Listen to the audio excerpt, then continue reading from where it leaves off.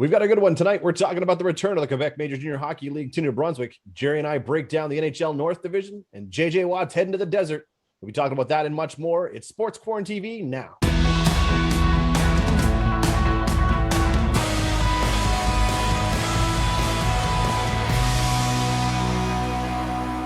What's up, everybody? Welcome to another episode of Sports QuaranTV with Chris Dobson and Gerry Green from the Miramichi. Jerry, we've got an action-packed show as we fired off in the intro. We're talking about a lot of topics here tonight, but we're going to hit it right off the top and start with the return of the Quebec Major Junior Hockey League to New Brunswick. It seems like it's been forever. In fact, we haven't seen a Wildcats game, I think, since, was it November 14th? It has been a while, Chris, and I'm glad we've got it to talk about because it's been a big void in our life not having it around. And you know, we talk about the fact that the Acadie Bathurst, Teton, and St. John and Moncton are going to get to play again. They're going to play each other. I think that's going to be good hockey because really, I think in the division, I thought Bathurst got off to a great start this year, Chris, and of course St. John has really tweaked their lineup since the end of playing time back in November. They're the ones that are going to be one of those teams that are going to. I can't wait to see on the ice, and specifically, you know, with the adding of Kotkov and Ryan Francis up front and putting Emo in the nets. I think it's going to be pretty exciting to see all the teams back, but I'm very curious to see what's going to happen with St. John. You and I talked about St. John off the hop when we started doing our show months ago in regards to what we were seeing, whether there was disappointment. I mean, there was a lot of media speculation coming out of St. John for the longest time. I mean, there was a lot of drama, if you would, surrounding, you know, the Joshua Roy situation and how it all panned out for them. Trevor Georgie's done a phenomenal job. We talked a couple of weeks ago in regards to trading away all these picks to acquire these overage goaltenders. They think they finally found their guy in Zachary Emon. So I'll be curious to see. You're right. You know, this team could turn it around real heavy here in the second half. I just know that these guys are itching and ready to go. Well, in all three of these teams, checking back on the times they played, anywhere from November 11th to November 20th, I think, for St. John was their last game. No, it was Bathurst played November 20th. Neither of them were on a roll as they went into that break. Neither of them were feeling like, oh, geez, we got to take a time out here. I think they all thought, yeah, it's a good time to take a time out, but who thought it would be this long? And the fact that if you've seen the schedule, and the schedule is out, these three teams are all three of them are going to play 8 games in approximately 18 days. Now, again, they've been sitting around since November 14th. They're biting at the bit to get back at it. And I think this is going to be tremendous for the fans as these three teams know each other very well. And I think it's going to be real good hockey. And don't forget, Jerry, it wasn't that long ago where these young men were sitting either at their billets or in a hotel room doing nothing, trying to stay fresh. They couldn't get on the ice. They couldn't skate. They weren't allowed in the buildings. You know, for the last 2-3 weeks, they've finally been able to practice. They've been able to scrimmage. I'll be really curious to see, you know, obviously they're going to try to jam all these games in a short period of time. You got to ask yourself, is injury risk a factor? I mean, how are their bodies going to respond? But you're right. You look at the acquisitions, even up north, we talked about Jackson Bellamy. He was a big piece, but don't forget, I mean, it all started with Jacob Melanson going to Bathurst as well when the season started. You know, Bathurst has made some good moves, and they've looked really good as well. I mean, they're sitting right now currently second in the Maritime Division right now with a 9-4, 1-1 record. And you forget to mention the guy who's in net, that Jan Bednar that came, and now he's in town and ready to go. And, you know, their 20-year-olds were leading the way for them because they were 9-4, 1-1 and played 15 games headed into that break. But Matthew Desgagnés and Felix Antoine Marcotti were the two that were leading the way. And the two sophomores, and these are the two guys I want to keep my eye on, Cole Huckins and Riley Kidney got off to great starts too. Bathurst seems like a team that I'm not sure what we're going to see. They've made some enhancements defensively because you remember Chad Arsenault had to carry the load in net for the Teton early in the season. And remember how many shots he was facing every night, but he was winning them games. So here you have Bednar. He's 6'4", and Arsenault's 5'7". So you got the big and the tall, and you got the short and the mobile for their goaltending tandem. So they've done some things up there very subtly, but Bathurst had a good record going into the break. So it'll be fun to see what they're going to do. I love the Chad Arsenault story. I mean, obviously he was coming in to keep the net warm originally just until Bednar could get here. Earned himself a set of gear, earned himself a spot on this roster. I mean, they signed him right away. It's a great story. You're right. He played on his head, and I think he was averaging about 40 plus saves a night. So, yeah, it was in the 38 range, Chris. And speaking of numbers, of course, the other three teams in the Maritime Division have been playing. Halifax has played 29 games, Cape Breton 27, and now Charlottetown 25. Rouyn-Noranda has played the most. They've played 30, and Rimouski's next with 29. And the Quebec portion of the Quebec Major Junior Hockey League, they're in three or four bubbles again this week and are playing games throughout the week in three locations. So they're still continuing to use that formula to get games in the books. But here we have Moncton played 13. So you add 8 to them, that makes 21. 15 for Bathurst makes it 23. So that's going to get them on par with the other teams in the division, and I think with the other teams in the queue. And I think hopefully everything goes well, Chris. And I'm still worried. I'm still worried about this Monday coming and the yellow happening like the government said it could or would if we behaved ourselves. So we still have some days to go, and keeping our fingers crossed for that. We're not even Wednesday yet, and you're still stressed out. So I appreciate where the effort's coming. I like it. But no, if you look at those other three teams, and of course, with everything that happened in Nova Scotia, the one thing I will say about what Nova Scotia's done right is they didn't wait, Jerry. As soon as there was a couple new cases starting to creep up in Halifax and Nova, they shut it down. They said no organized sports for 4 weeks. So the Mooseheads, the Cape Breton Eagles, and of course, Charlottetown being what's going on in PEI as well. I mean, they're not allowed to play. So yes, this will be a great time for these guys to all catch up. And for those who saw our interview last week with Commissioner Gilles Courteau, he talked about how challenging it has been. But, at the end of the day, to balance these teams out, I know these guys all want to play, but this bit of a break right now for Nova Scotia could play into New Brunswick's favor to kind of even up the season. Yeah, and the timing is interesting, isn't it? How that worked out, that one side of the Maritime Division has to cool their jets for a little while the other half gets to go at it for the first time in a long time. And Chris, I cannot imagine what it must be like sitting and waiting to play. Usually in the off season, what, Chris? Let's say the season ends, the regular season ends the end of March, and let's say you're knocked out in the first round. Let's say you're the middle of April. So you have April, May, June, July, and then you're back at it in August. So it's almost like it's been the off season for them after starting in play anywhere from 13 to 15 games. But I don't know what it must be like mentally or physically to have to turn it back on again. I know the coaching staff and Graham Black, and specifically with Moncton, and the athletic therapists with all these teams have to keep a regiment of things to keep them sharp physically and mentally. No, and on top of that, a key aspect, and I'm glad you brought it up, is the mental health portion of this whole thing. I mean, You're coming down here to play hockey. You can't be back with your family. You are quarantined with your billet, or you're in a hotel somewhere.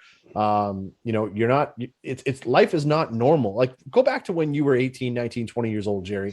I know it hasn't been that long for you, and I understand that, but it's one of those things where things are so different now. Obviously with the power of technology and the internet, they're allowed to stay in touch with their families and girlfriends and boyfriends and everything that's going on. Like it's a huge deal for these guys. And it's, I tip my cap to the way all of these organizations have handled all of this. Yeah, it's difficult times. Now, I understand that maybe still, I think the province said you might have to have 50, you could have 50% capacity. I don't think Bathurst, Moncton, or St. John are looking at putting 50% of the people inside their rinks. But now go ahead. Sorry, Jerry. I was going to say, I was just to kind of touch on that. I was talking to somebody within the league, and here in New Brunswick, and I was told that no, they're going to try to focus the thing probably right around the same as it was when we were, so about 25 to 30% capacity.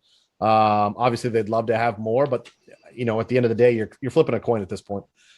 So now the Moncton Wildcats, we talked about St. John, what they've done since we last talked or seen or heard about them. We've talked about what Bathurst has done. We're going to get a chance to see Ivan Barbashev's younger brother, as Max Barbashev is here. He's ready to play, and he's going to join a group up front that is much different than the team we saw that ended their play back in November. No, you're right. And of course, that Max Barbashev was a huge question mark. Was he going to make it over with all the COVID restrictions and the rules? Lucky for him, he was already in North America. He was in St. Louis with his brother. Of course, he was down there getting some ice time in with Ivan and the St. Louis Blues, which is phenomenal because I'm sure the Moncton Wildcats are over the moon thrilled. And as I alluded to a couple of weeks ago, they posted a photo of him next to a lot of the other rookies who came on in, and he looked like an absolute monster. So, that could be good news. I know the hype train coming in.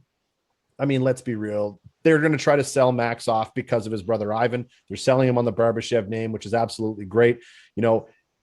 I don't know if the expectation should be there for Wildcat fans. I know that there's a lot of excitement.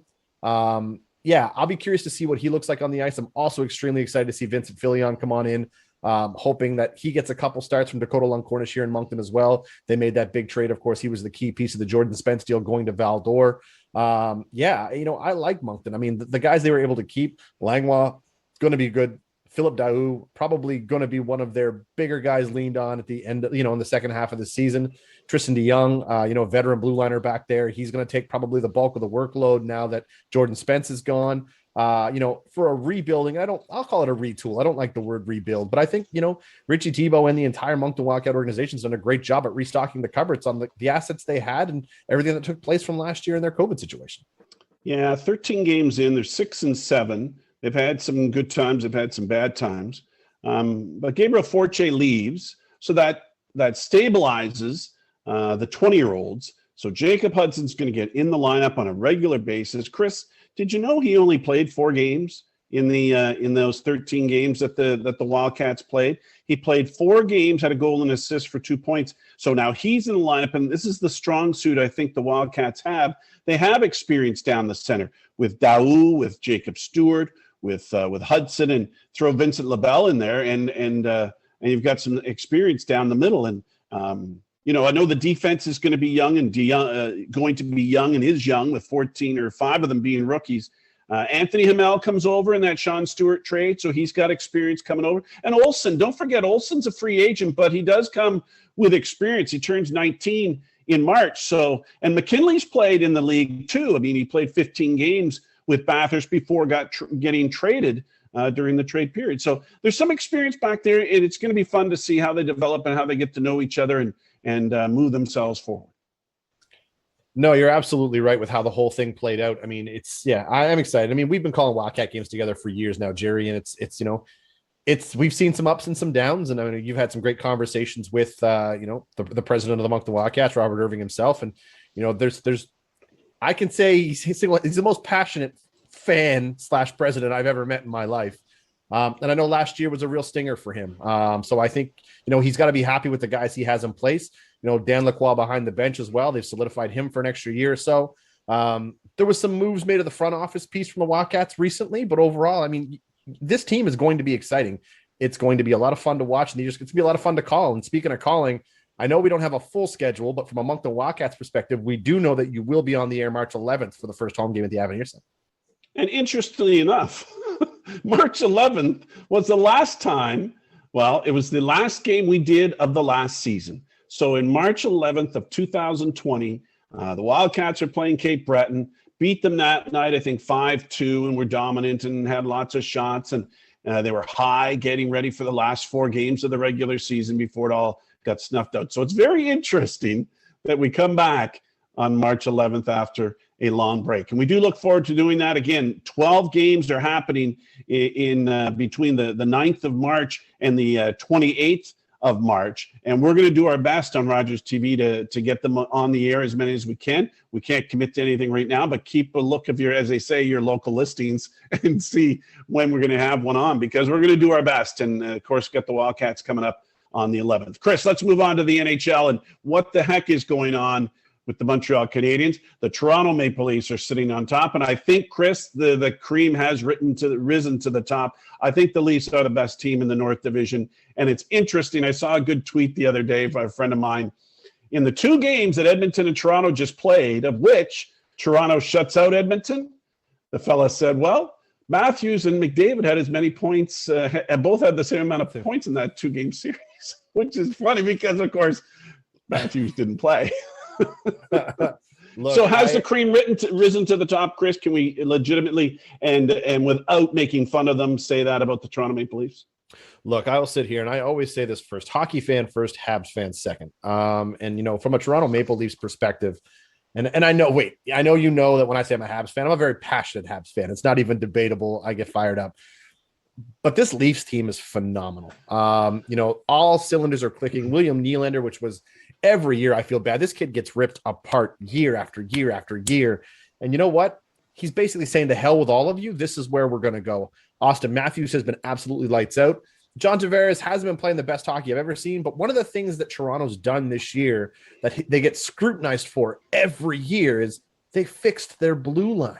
Mm-hmm. The blue line looks good. The D looks good. They're getting solid goaltending from everybody, whether it's Frederik Andersen, whether it's Hutchinson. It doesn't matter. It doesn't matter. And the Leafs are good. They've proved it. I was really looking forward to seeing those couple of games against Edmonton because Edmonton was the top team. And, they were I'm not going to say they were the hottest team for sure. They were the hottest team in the league. Absolutely. They were on a tear. And Toronto went through Edmonton and basically said, why'd we make the trip, guys? This was fun. Chris, I did see the games, and Hutchison and Campbell played well, and they had to play well. They played good goal, but it wasn't like they were dominated by the Leafs, the Oilers. The Oilers still got their 32 to 36 shots on net in both of those games, and they did get the goaltending, and that's part of the game. No, you're right. But the fact of the matter is you build confidence off of goaltending. So if your goaltending is making big saves, your team's breaking out around you. So if you feel good, you can position your strategies differently. You play the puck differently. And, I'm going to use it as a prime example to actually roll into a conversation about the Montreal Canadiens, because we're talking about goaltending right now. And the question I have to you is, Habs fans are losing their minds right now in regards to Carey Price. And this smells an awful lot like the Price versus Halak conversation they were having years and years and years ago, because now they're comparing Jake Allen to Carey Price. And look, I'm not trying to take away from Jake Allen. Fredericton native, absolute gem of a human being. But to sit back and after everything Carey Price has done for this organization, starting off a little slow right now. I was looking at his numbers right now. So he's 5-4-3 on the season. He's got a 3.13 goals against and a .888 save percentage. Not Carey Price like. This is the lowest it's been from a career perspective from him. He has not dropped below a 900 save percentage in his pro career as a Montreal Canadian in the NHL, not including the AHL. But overall, yes, the fact that they brought Jake Allen in for this reason, there's a lot of speculation surrounding it. Is it because of the red pads? Is it because of what's going on? Was he playing to get Claude Julien fired? I mean, nobody knew what the situation was, but overall, everybody in Montreal, if you're listening to me right now, everybody in New Brunswick who's a Habs fan and against this, calm down. There's no reason to panic. He's still Carey Price. He's an elite goaltender. Yes, the cap is going to sting for a while. I think he's got 6 years left at his money. Oh, no, he's going to Seattle next year. He's not going to Seattle. Shut your mouth. That's crazy. That's crazy. It's not that crazy. No one's going to take that contract. Nobody. And he's still your franchise goaltender. Again, and I told you before, he played out there in his junior year. He's from BC. I'm telling you, it's not that far-fetched. It's not that far-fetched. But what about, the last time we were on the air, Claude Julien had a job. What about the decision to let him go and bring in Dom Ducharme? What was your first reaction to that? Not surprised. In fact, I remember last week we were having a joke about it before we aired. I wanted to bring it up, and you're like, nah, Claude Julien's fine. He's not going anywhere. And I was like, no, he's in the hot seat. Now, the questions I had surrounding, which I thought was a very scapegoat answer for Marc Bergevin, you could tell by, the next day he looked like he was taken in that suit, looked like he was wearing yesterday's suit and took the longest walk of shame of his life. If you see how that all played out, it wasn't easy for him. Claude Julien was his guy, but the team wasn't responding. Claude Julien's got a heck of a pedigree. He's done everything properly. He's got Stanley Cups under his belt. He's a great coach.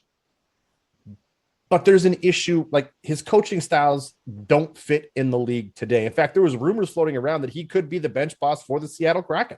So I'll be really curious to see if that rumor mill's heating up. But overall, I'm not surprised. You look at a guy like Dom Ducharme and the pedigree that he comes with. And he played the waiting game very long behind the bench of Claude Julien in Montreal. He had a great career in the junior hockey level. You look at, his relationship with Jonathan Drouin, which is probably one of the biggest reasons they brought him into the Montreal system. The Habs have a lot of faith in Joe and what he was going to bring to this team. Do you remember how Ducharme came to junior hockey? He was an assistant with the Montreal Juniors, of which Alan met him there. Right. But he gets parachuted in to a Halifax Mooseheads team that was anybody. I think I could have coached it. I mean, you had McKinnon and Drouin and all the rest of them. I don't know if Ducharme has all that glit and glamour that everybody thinks he's a magic man of some sort. I mean, he got a pretty good job there in Halifax from coming from a junior coach, an assistant junior coach in Montreal. You're right, but I've talked to a lot of the players who have played under the regime of Dom Ducharme, and I can tell you right now, he's a player's coach. They absolutely love him. So to allow the young guys to play, there is zero reason why Jesperi Kotkaniemi is getting third, fourth line minutes. He's not going to develop under Claude Julien. I hope to see that change. He's a young guy. The league's gone young. You know, you put your faith in him last year in the bubble playoff, and he played absolutely fantastic.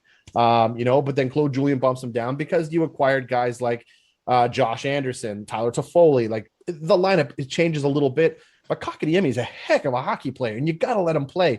Jonathan Drouin has played the best games I've seen him play as a Montreal Canadian under Dom Ducharme's regime already, and he's had a great year. He would have had another great year last year, but again, riddled by the injury bug. But yet, no, this Montreal Canadiens team is better than it is on paper today. A lot of people are going to hate me for saying that, but I don't think that you've seen the best this team can organize. They're going to be just fine, everybody. They're going to be fine. I think the Ottawa Senators are better than people think they are, too. They're beating some good teams lately. They're 6-4 in their last 10. And all of a sudden, Drake Batherson, who we were familiar with when he played in Cape Breton, is starting to turn heads, if you will, around the NHL with what he's been able to do. And he's scoring goals. And, you know, I thought that about Ottawa when the season started. I thought they had a real nice blend there. But from night to night, they get good goaltending, bad goaltending, good goaltending, bad goaltending, and they just can't seem to get any consistency in the net. The rest of the division, Edmonton got on a roll and are sitting in second right now. Winnipeg, I've watched them, and I love my Jets, but they are painful to watch. They can't start a game on time. They find themselves down 2 or 3-0 at a time. They're getting great goaltending, but not getting the scoring. Dubois is in the lineup. You know, he looks good there, but they haven't found the chemistry yet up front. But then the other guys, the Calgarys, the Vancouvers, and Ottawa, it's almost like they win one, lose one, tie one, win two, lose two, tie, and it's all been a jumble of how they've played along. But you know, Toronto's on top, and for good marks, and I don't know who's going to take the second rung or even the third or even the fourth, and it'll all come from default or not, because some teams are having a hard time getting some consistency in that North Division. Look, we'll come back to this in about 2 weeks from now, 3 weeks from now, and rehab this conversation and see if we still feel the same way we do. Specifically, I'll try to stop pumping the Montreal Canadiens tires a little bit. But, Jerry, I want to move on because as we pumped in the intro, we've got a few minutes left here. We've got to talk about the big news, of course, J.J. Watt signing with the Arizona Cardinals. Looks like he's reuniting with his old buddy Hopkins, going to play with Kyler Murray. I think there was a lot of shock there, but overall, I love the fact that he took his time. He made his own announcements. He didn't let anybody else make the announcements for him. What are your thoughts of J.J. Watt going to the desert? Well, he's a big piece for anybody. Of course, that's a tough division they've got there. They've got rumblings in Seattle about Russell Wilson. The 49ers were in the Super Bowl just 2 years ago. You have Kansas City in that division. No, you don't. Who's the other team? Oh, I'm thinking of the Raiders. No, the Raiders aren't in that. Who's else in that division? The Rams. The Rams, right. And the Rams are primed and ready to go. And what do they got? They got a new quarterback because there's only four teams in that division. So it's a tough division to get out of. And I guess Arizona's, marking the territory that they want to move ahead. And I think Kyler Murray will get better next year. And they got to get him some protection and some other weapons. But it was a huge surprise that J.J. Watt decided to go there. And the word was there's a lot of great guaranteed money. And as a football player, that's what I would want. I want a championship, yes, but guaranteed money, whether he gets hurt or not, it was a big sum. And the word was Arizona offered the biggest sum of guaranteed money. Yeah, so it looked like 2 years, $31 million, 23 of that was guaranteed. So if J.J. Watt was following the money, good for him. I know that there was a lot of rumors as to where he could have possibly gone, the Bills to play with his, and then of course he could have gone to Pittsburgh. Would have loved to see him show up in Indy somehow. But anyways, either way, big news. The wait game is over. J.J. Watt has signed in Arizona. Quickly, we got about 3 minutes left, Jerry. We got to talk about the Toronto Blue Jays offense. I know they've only played 3 games spring training so far, but the news seems to be surrounding Vladimir Guerrero Jr., who came to camp down 42 pounds lighter. Saw a great piece with him the other day talking about how he apologized to his teammates because he let himself go, the whole transition going from third base to first base. But overall, Vladdy is in shape. This Blue Jays team's offense is looking pretty good so far. It looks like they're 2-0, I think, to start. It's still spring training, and I get it, but the offense looks good. The bats look good. Here's hoping they can roll the rest of the way into this season. Yeah, it's hard to follow the Jays a little bit more now because, of course, they used to have them on TV all the time. They're a little bit more sporadic lately with the way things have been going. But I also hear that I think Vladdy Guerrero wants to go back to third base, so that'll be an interesting development for Montoya, whether or not he can, make everybody happy and put them in the right spots. Chris, I watched the Scott Tournament of Hearts over the weekend. I love curling. I'm a big curling fan, and it came down to the two best teams playing again.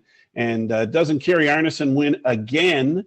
But there's still the oddity of not having people there cheering. I'm still having a hard time getting used to that, especially with curling, with the close proximity of the fans. Right. You talked about, Arneson, but you got to look at Rachel Holman and Jennifer Jones. I mean, this has got to be the golden age of curling for women right now.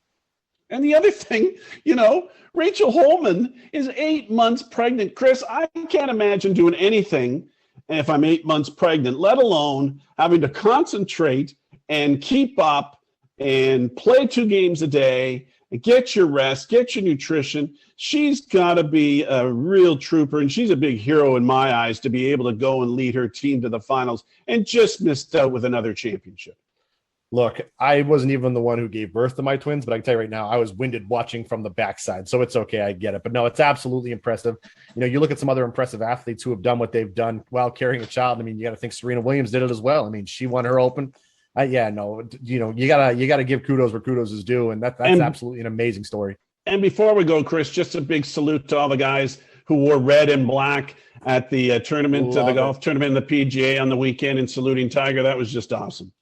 You're absolutely right. To see a guy like, and I'm going to use Phil Mickelson as a prime example. I know a lot more did it, but to see a guy like Phil, an actual champion, an actual professional, come on into the mark, wearing his red on Sunday, wearing with the black as well. It's an absolute legend. It shows exactly what they feel about the situation. Rory had an amazing quote before we go, and all I'm going to say is he talked about making sure that Tiger Woods coming back to golf is not important. The fact that he's alive for his kids. That's going to do it, guys. Everyone's going to wrap it up. Jerry, thanks for everything again. Another great show. We'll see you guys next week.